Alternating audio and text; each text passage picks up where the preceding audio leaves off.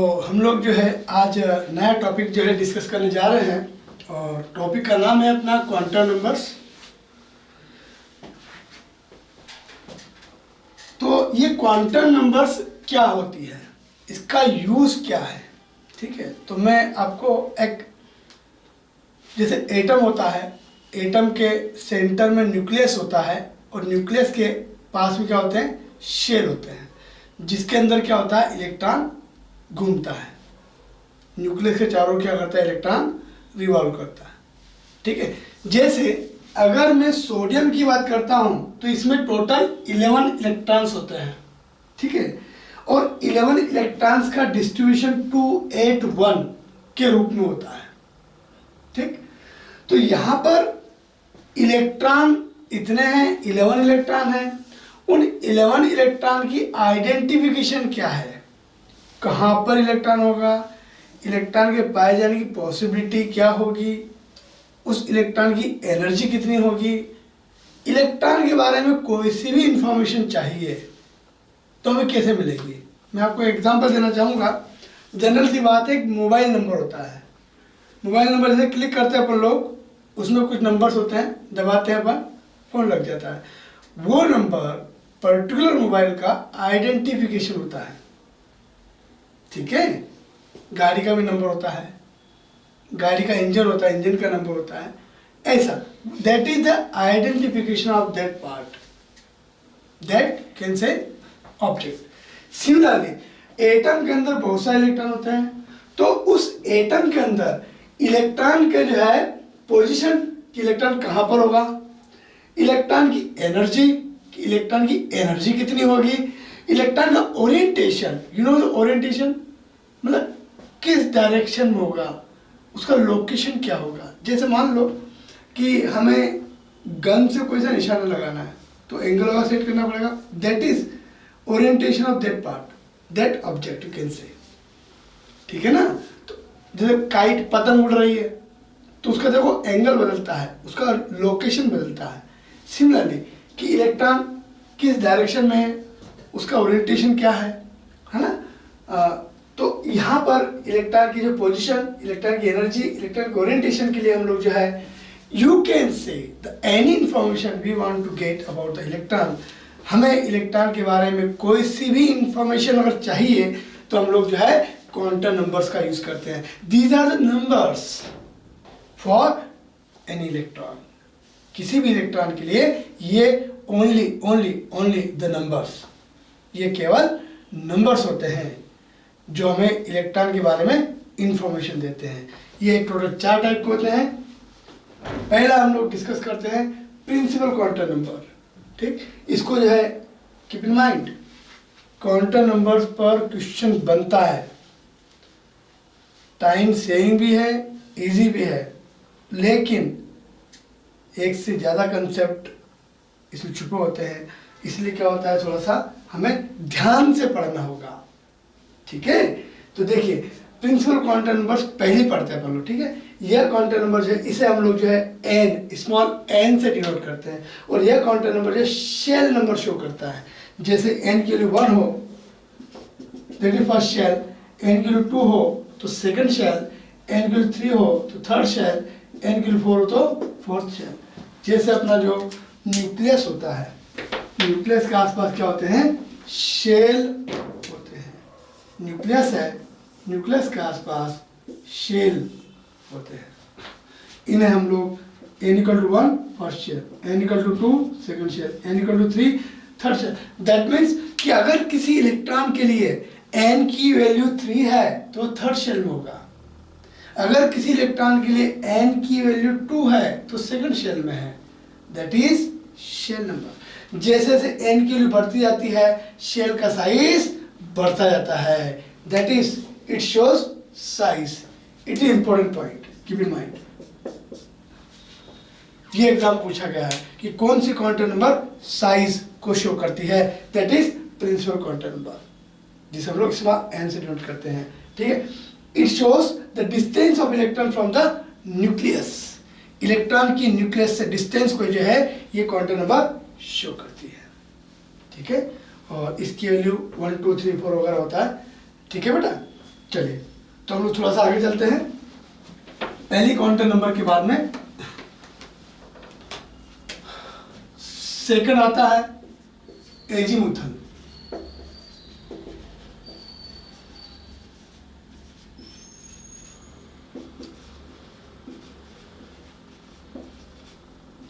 Azimuthal quantum number, इसे small L से denote करते हैं,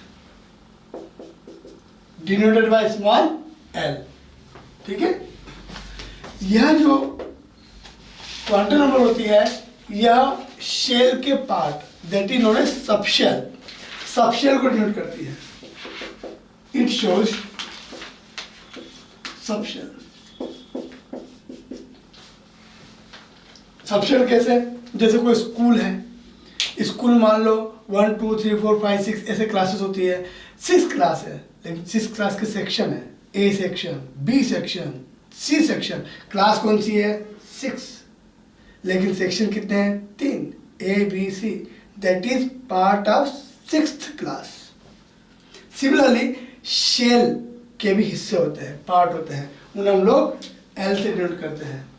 अगर एल की वैल्यू 0 होती है तो उसको एस नाम देते हैं, एल की वैल्यू 1 होती है तो पी नाम देते हैं, 2 होती है डी नाम देते हैं, 3 हो तो एस पी डी एफ, और 4 हो तो S P D F G H. हो सकता है आपने ये जी एच आई वगैरह नहीं पढ़े हों, लेकिन ये जो शेल होते हैं और शेल के जो पार्ट होते हैं, है ना, जिन्हें हम लोग सबशेल कहते हैं, तो ये जो क्वांटम नंबर होती है यह सबशेल को डिनोट करती है, जिसे हम लोग क्या बोलते हैं? Azimuthal quantum number. ठीक है, और सबसे बड़ी बात यह है कि जो वैल्यूज ऑफ एल वेरी मतलब चेंज होती है, रन फ्रॉम 0 to n-1। ये आपको फॉर्मूला पता होना चाहिए, यहाँ से आपका क्वेश्चन बनना शुरू होता है। एल, जिसे हम लोग एजीमुथल क्वांटम नंबर बोलते हैं, क्या बोलते हैं? एजीमुथल क्वांटम नंबर, इसे स्मॉल एल से डिनोट करते हैं, और इसकी वैल्यू जो है वो 0 से शुरू होती है और n-1 तक जाती है। जैसे मैं फर्स्ट शेल की बात करता हूँ, ठीक है, फर्स्ट शेल के लिए n कितना होता है? 1। अब आप l की वैल्यू निकालिए, स्मॉल l जो है उसकी वैल्यू निकालिए। l की वैल्यूज कैसे निकालेंगे? फॉर्मूला याद है? 0 to n-1। n की वैल्यू 1 लिखिए यहाँ पर,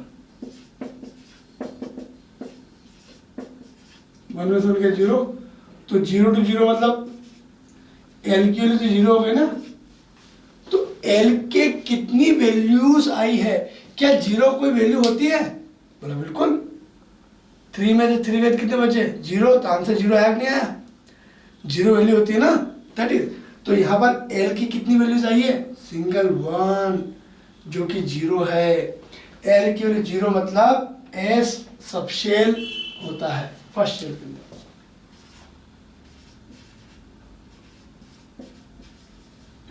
ठीक है, चलिए एक काम कीजिए, n=2 लीजिए, सेकंड शेल की बात करते हैं। ठीक है, वैल्यूज ऑफ n निकालिए, 0 to n-1। n के लिए कितनी लिखेंगे? n के लिए कितनी लिखेंगे? 2 लिखेंगे, 2 लिखिए। 0 to n के लिए 2 लिखिए, यहाँ पर 2, 2 में से 1 के 1 आएगा, तो n के लिए 0 आई और 1 आई है, एस और पी। शेल कौन सा है? सेकेंड। कितने सबशेल होते हैं? 2। जितनी वैल्यू n की होती है किसी भी शेल के लिए, n की वैल्यू कितनी है? 2, तो सबशेल भी 2 होंगे। ये आपका इंपॉर्टेंट एक स्टेटमेंट हो गया कि number of subshell in any shell, किसी भी शेल में कितने सबशेल होते हैं? तो आंसर आएगा n। क्या आएगा? n। एक स्टेटमेंट लिखता हूं, जो एग्जाम की बहुत इंपॉर्टेंट है, number of subshell in any shell, answer क्या आएगा? एन। चलो बताओ शेल कौन सा? सेकंड। चलिए सबशेल कितने हैं? दो। चलो एन के लिए 3 ले लो, चलो चलो लो एन के लिए 3 लो, चलो क्या करेंगे आप लोग? एन के लिए 3 लीजिए, एन के लिए 3 लीजिए, चलो तो एल के लिए निकालो। फॉर्मूला क्या? 0 to n-1। एन के लिए 3 लिखो, चलो 3 में से 1 गया कितना आएगा? 2 आएगा। तो एल के लिए 0 से लेकर 2 तक जाना है। एल के 0 1 2 मतलब एस पी और डी। 0 मतलब एस, 0 मतलब एस। एल के लिए 1 हो तो पी, एल के लिए 2 हो तो डी, एल के लिए 3 हो तो एफ, ऐसे चलता है। तो एस पी डी क्या क्या हो जाएंगे? एस हो जाएगा, क्या हो जाएगा? पी हो जाएगा, और क्या डी हो जाएगा। तो थर्ड शेल में कौन कौन होते हैं? एस पी और डी। अगर मैं एन के लिए 4 लेता हूं तो एल क्या होगा? 0 to n-1। एन के लिए 4 लिखो, 4 में से कितना बचेगा? 3। तो एल के लिए कितने आ गए? 0 1 2 3, 0 2 3 मतलब 0 से लेकर के हमें 3 तक चलना है। तो कितना होगा? 0 होगा, 1 होगा, 2 होगा, 3 होगा। तो यहाँ कौन कौन सा सबशेल होगा? एस पी डी और एफ। मेरा कहने का मतलब यही है कि अगर शेल नंबर 4 लिया आपने, अगर आपने शेल नंबर कौन सा लिया? 4, तो सबशेल भी कितने हैं? 4। कौन कौन से? एस पी डी और एफ। अगर शेल नंबर 3 लिया आपने, कौन सा लिया? 3, तो सबशेल कितना है? S P D. 0 मतलब एस, 1 मतलब पी, 2 मतलब डी। ये एल की वैल्यूज होती है। तो क्या समझ में आया? Number of subshell in any shell, किसी भी शेल के अंदर कितने सबशेल होंगे? तो आंसर कितना आएगा? मेरी बात समझ में आई आपको? एन की जितनी वैल्यू मतलब जोन सा शेल नंबर है उतने उसमें सबशेल होंगे। शेल नंबर 4 तो सबशेल भी 4। तो क्या ध्यान रखने वाली बात हुई? Number of subshell in any shell, किसी भी शेल के अंदर कितने सबशेल होंगे? तो आंसर आएगा एन। तो क्या समझ में आया? पार्ट है azimuthal quantum number. This quantum number shown by the small n, it shows the subshell. और एक और इम्पोर्टेंट पॉइंट है, इट शोज शेप।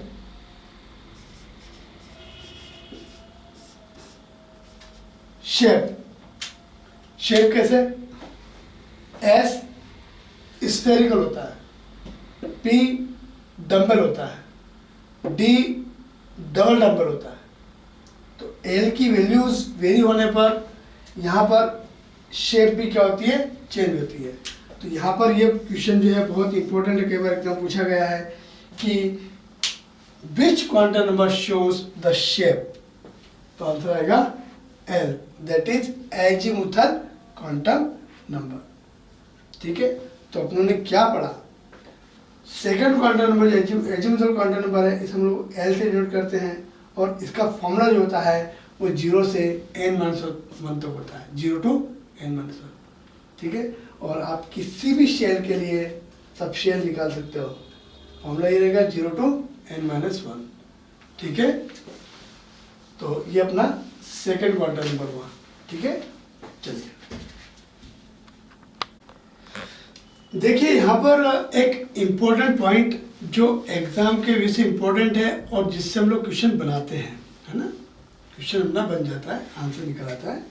वो ये है कि n अगर मैं 4 लेता हूँ, n जो है प्रिंसिपल क्वांटम नंबर है, उसकी वैल्यू अगर मैं 4 लेता हूँ तो l की वैल्यू क्या क्या आई थी? 0 1 2 3।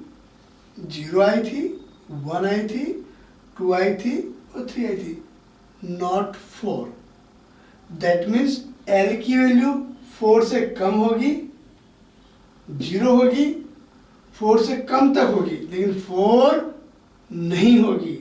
दैट मीन्स कि n और l दोनों वैल्यू बराबर नहीं होगी। l is always less, n is always greater.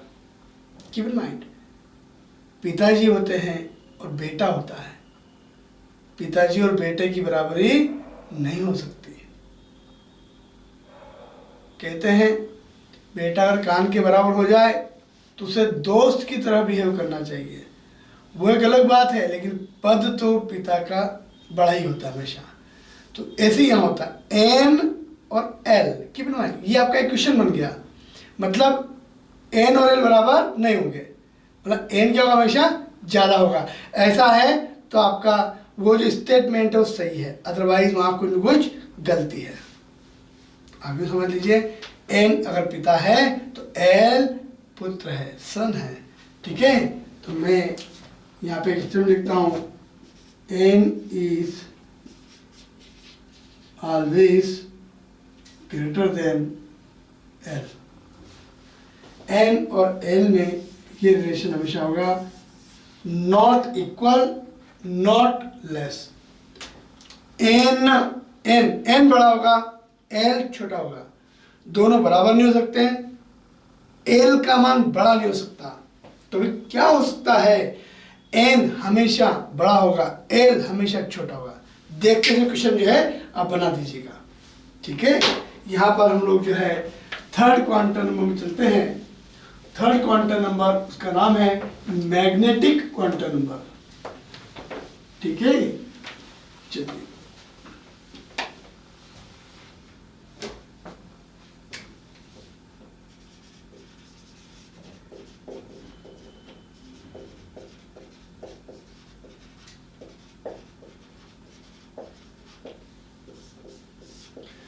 इसे हम लोग स्मॉल m से डिनोट करते हैं। यह जो क्वांटम नंबर है ये ओरिएंटेशन को डिनोट करता है। ये एग्जाम में पूछा गया है। ठीक है, डिस्कस करेंगे अभी अपन इसको। ओरिएंटेशन को डिनोट करता है। m की जो वैल्यूज हैं वो वेरी करती है -L to +L। ये अपने को बिल्कुल याद रखना है कि जो मैग्नेटिक क्वांटम नंबर है उसकी जो वैल्यूज है वो वैल्यूज -L से शुरू होती है और +L तक चलती है। राइट, m की वैल्यू कहाँ से शुरू होती है, -L से, कहाँ से चलती है, +L तक। चलिए s सबशेल की बात करते हैं। एस सबशेल की बात करते हैं अपन लोग। एस सबशेल के लिए एल कितना होता है, 0। कीप इन माइंड, एल के लिए 0 1 2 3 4, S P D F G. L के लिए 0 मतलब एस सबशेल, एल के लिए 1 मतलब पी सबशेल, एल के लिए 2 मतलब डी सबशेल और एल के लिए 3 मतलब एफ सबशेल। अगर मैं यहाँ पर एस सबशेल की बात करना चाहता हूँ तो एस के लिए एल कितना होता है, 0 था। मुझे कैसे पता है, ये टेबल रही। ठीक, चलिए एन की वैल्यू निकालिए। फॉर्मूला क्या है, -L2 +L। वैल्यू पुट कीजिए। एल की वैल्यू कितनी लिखेंगे अपन लोग, 0 लिखिए। तो एम की कितनी है, सिंगल वैल्यू, एम की सिंगल वैल्यू, तो एस के लिए single orientation, spherical, only one orientation is possible। पसंद नहीं, ये सबशेल है, ये m की वैल्यू है और इस m की वैल्यू के लिए s का केवल एक ही ओरिएंटेशन होता है, वो है spherical. Only one energy level is possible for s, that is L = 0। अगर मैं P सबशेल की बात करता हूं जिसके लिए L कितना होता है, 1 होता है। M की वैल्यू निकालिए। फॉर्मूला क्या होता है, -L2 +L। L के लिए 1 लिखिए, L के लिए 1 लिखिए यहाँ पर। तो यहाँ क्या होगा, एम की वैल्यू -1 से शुरू कहाँ तक जाना है, +1 तक जाना है। एम की वैल्यू निकालिए -1 से कहाँ तक जाना है, +1 तक। तो कितनी वैल्यू हो गई देखो थोड़ा सा, 3 वैल्यू हो गई। तो पी सबशेल के 3 पार्ट होते हैं। पी सबशेल के 3 सब एनर्जी लेवल्स पॉसिबल हैं, ठीक है, उन्हें बोलते हैं हम लोग ऑर्बिटल्स। तो यहाँ पर 3 ऑर्बिटल हैं, px, py और pz। जब आप इनके डायग्राम बनाओगे तो डायग्राम जो है इस तरह से बनता है। अगर ये x एक्सिस है तो इसको नाम देते हैं px, मतलब इलेक्ट्रॉन के पाए जाने की पॉसिबिलिटी x एक्सिस के ऊपर है। ऑर्बिटल को पढ़ा आपने 11th क्लास में पढ़ा होगा आपने कि ऑर्बिटल न्यूक्लियस के आसपास, एटम के न्यूक्लियस के आसपास वह 3 डायमेंशनल स्पेस जहाँ पर इलेक्ट्रॉन के पाए जाने की पॉसिबिलिटी मैक्सिमम होती है, उस स्पेस को बोलते हैं ऑर्बिटल। तो यहाँ पर px क्या हो गया, x एक्सिस के ऊपर पड़े हुए 2 लोब हैं। इलेक्ट्रॉन के पाए जाने की पॉसिबिलिटी x एक्सिस के अलॉन्ग है, that is the orientation of electron in which electron में प्रेजेंट। इलेक्ट्रॉन का ओरिएंटेशन कहाँ पर है, x एक्सिस के ऊपर है। अगर मैं py लेता हूँ तो ऑर्बिट इलेक्ट्रॉन के पाए जाने की पॉसिबिलिटी कहाँ होगी, y एक्सिस के ऊपर होगी, that is the orientation of the electron in the y direction. ठीक है, तो ये जो मैग्नेटिक क्वांटम नंबर होती है, ये एग्जाम पूछा गया क्वेश्चन है, कई बार पूछा है, which quantum number show the orientation, that is m, that is magnetic quantum number. और अगर z की बात करेंगे तो z एक्सिस पे चलिए आप लोग, तो ऑर्बिटल जो है z एक्सिस के ऊपर होगा। Orbital lie along the z axis, electron जो है z एक्सिस की डायरेक्शन में आपको मिलेगा और इसे बोलते हैं ओरिएंटेशन। ठीक है, तो यहाँ पर m की 3 वैल्यूज पॉसिबल है जब हमने l को 1 लिखा, और अगर l को 2 लिख दो तो क्या होगा बताओ मुझे, l के लिए 2 लिख दी क्या हो गया, m निकालो चलो, -l2 प्लस l, l के लिए 2 लिखिए, -2 2 प्लस 2, -2 -1 0 +1 और +2, that is the 5 values dxy dyz dz square dxy dx minus y square. यहाँ पर ये 5 वैल्यूज है जो m की है। यहाँ पर थोड़ा सा वेरिएशन हुआ है, x y y z z x, x y y z y z z x आना चाहिए था, लेकिन यहाँ पर वैल्यूज वेरी की गई है, ये याद रखना पड़ेगा, थोड़ा सा याद रखना पड़ेगा। तो यह m की जो 5 वैल्यूज हैं और उसके अकॉर्डिंग जो है ऑर्बिटल्स भी इस टाइप से होते हैं। तो यहाँ पर ये जो है 5 ओरिएंटेशन है, इलेक्ट्रॉन के पाए जाने की पॉसिबिलिटी के 5 ओरिएंटेशन है, dxy yz zx x square minus y square और dz स्क्वायर। ठीक है, तो यहाँ पर इस प्रकार से d l के रूट मतलब d सबशेल, और d सबशेल में 5 ऑर्बिटल होते हैं।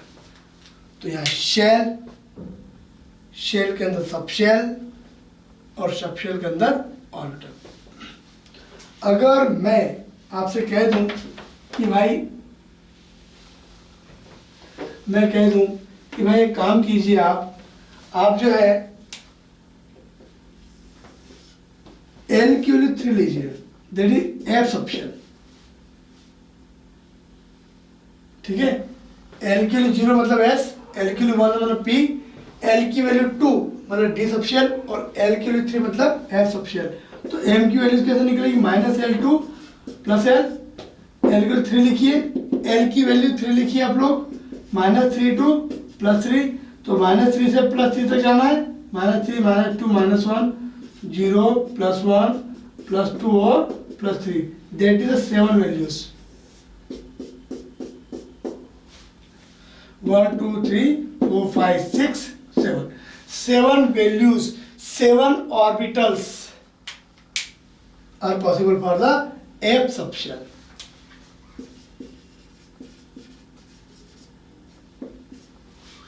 ठीक है, अब यहां पर क्वेश्चन क्या बनेगा, ठीक, चलिए। तो यहां पर थर्ड जो थी अपनी मैग्नेटिक क्वांटम नंबर थी, और ये क्वांटम नंबर जो है ओरिएंटेशन को डिनोट करती है, कीप इन माइंड। आप भी कह सकते हैं ये जो क्वांटम नंबर है ये ऑर्बिटल को डिनोट करती है, ठीक। चलिए थोड़ा सा आगे चलते हैं अपन लोग।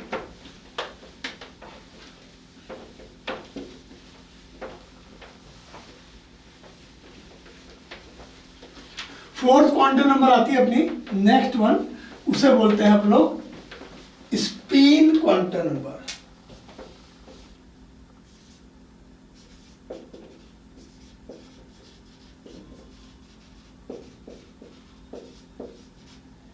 स्पिन क्वांटम नंबर, इसे स्मॉल एस से डिनोट करते हैं। ये जो है इलेक्ट्रॉन की स्पिन को डिनोट करता है। चौथा क्वांटम नंबर जो है अपना वो है स्पिन क्वांटम नंबर। यह क्वांटम नंबर जो है इलेक्ट्रॉन की स्पिन को डिनोट करती है। इलेक्ट्रॉन की स्पिन दो टाइप से हो सकती है, एक क्लॉकवाइज और एक एंटी क्लॉकवाइज। घड़ी होती है, घड़ी की सुई की दिशा में इलेक्ट्रॉन घूम सकता है, घड़ी की सुई की विपरीत दिशा में अपोजिट डायरेक्शन में इलेक्ट्रॉन घूम सकता है। तो दो टाइप की स्पिन हो सकती है। तो यहाँ पर जो फोर्थ क्वांटम नंबर है, यह क्वांटम नंबर इलेक्ट्रॉन की स्पिन को डिनोट करती है। It shows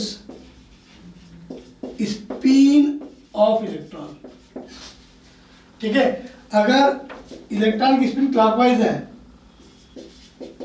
spin off electron, electron की स्पिन जो है क्लॉकवाइज, तो एस के लिए प्लस आप लेते हैं, और ऐसे इलेक्ट्रॉन को सीधे एरो से डिनोट करते हैं। इलेक्टेड सीधा एरो, सीधा पूरा एरो है, सीधा हाफ एरो से डिनोट करते हैं।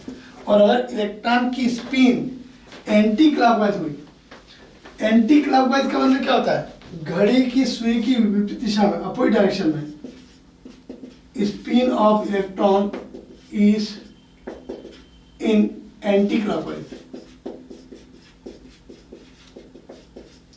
एंटी क्लॉकवाइज क्या होगा, तो एस की वैल्यू माइनस हाफ होती है।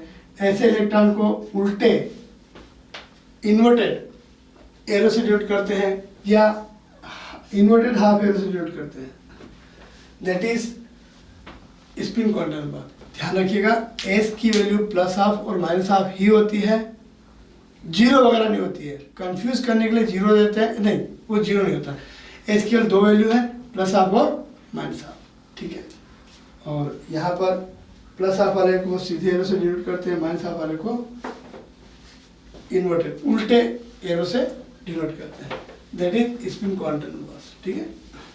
चलिए हम लोग थोड़ा सा इस पर कुछ एक्सरसाइज कर लेते हैं, कुछ क्वेश्चंस कीजिए, प्रैक्टिस कर लेते हैं अपन। देखिए मैं एन के लिए 3 लेता हूं, सुनो ध्यान से। मैंने एन के लिए 3 ली है, मतलब थर्ड शेल, तीसरे शेल की मैं बात कर रहा हूं, ठीक है। थर्ड शेल की मैं बात कर रहा हूं। चलिए एल की वैल्यू निकालिए, 0 to n - 1, 0 to n के लिए 3 लिखिए। चलिए 3 में समझ जाएगा कितना आएगा 2, तो l के लिए 0 हो गई, 1 हो गई, 2 हो गई।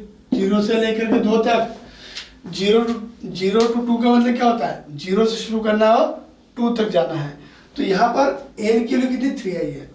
तो हमने एक लाइन लिखी थी, किसी शेल के अंदर कितने सब शेल होंगे, जो n की वैल्यू होगी उतने सब शेल होंगे। Number of subshell in any shell is equal to n। n की वैल्यू कितनी है, 3 है। कि शेल के लिए, शेल नंबर 3, थर्ड शेल के लिए n की वैल्यू 3 है, तो सब शेल भी 3 है ना। तो जितनी n की वैल्यू होगी उतने उसमें सब शेल होंगे। तो एक लाइन जो अपनी इंपोर्टेंट बनी है वो ये है, क्या लाइन बनी अपनी, कि number of subshell in any shell is equal to small n, ठीक। चलिए 0 मतलब S, 1 मतलब P, 2 मतलब D। शेल कौन सा है? 3, दैट मीन्स 3S, 3P और 3D। थर्ड शेल का S, थर्ड शेल का P और थर्ड शेल का D। कैसे?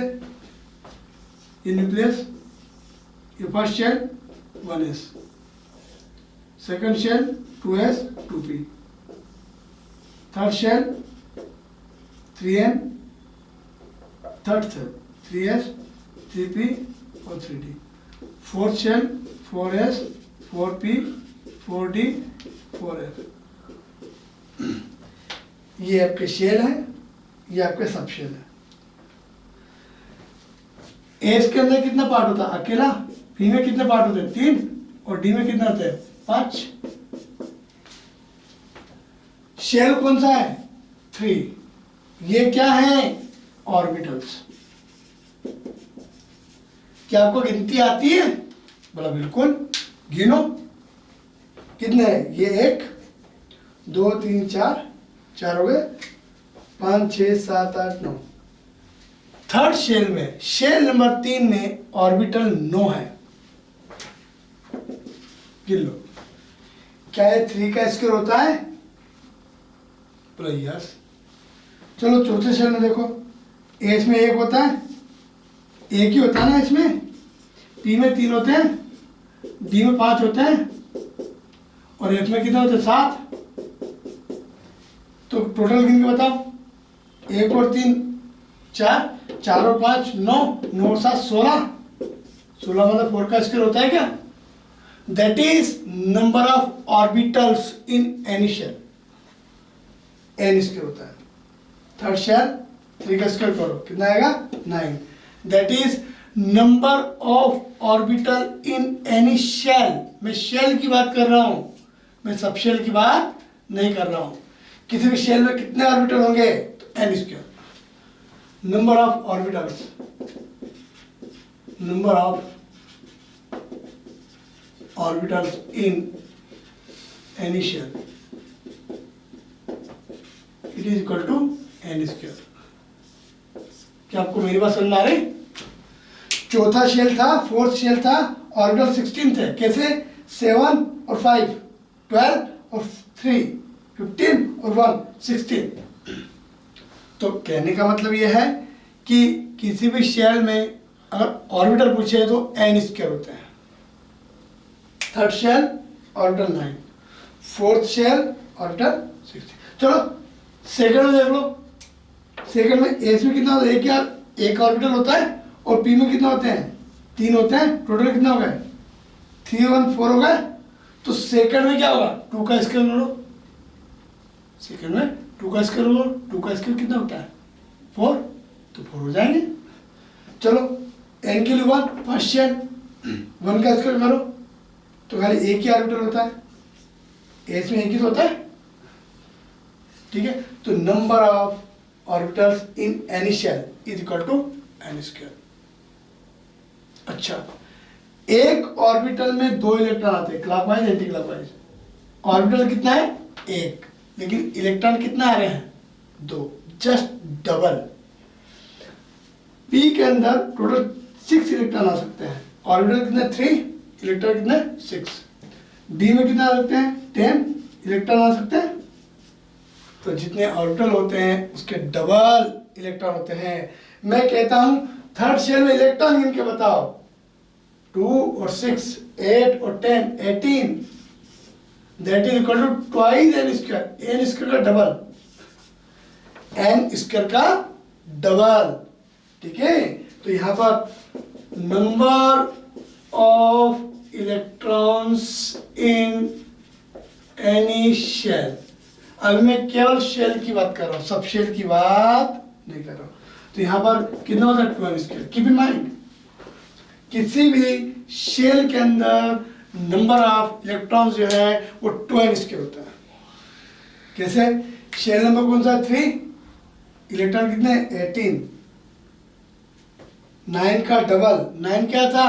एन स्क्वायर, 3 का स्क्वायर। 18 क्या है? 18 क्या है? 9 का डबल, तो एन स्क्वायर डबल हो जाएगा ना। तो ट्वाइस एन स्क्वायर हो जाएगा।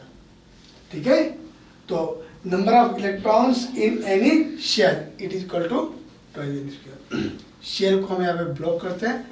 अब हम सब शेल की बात करते हैं कि किसी सब शेल में कितने इलेक्ट्रॉन होंगे।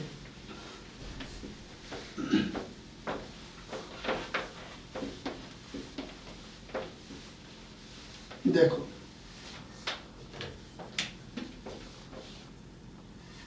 पी सब शेल की बात करते हैं।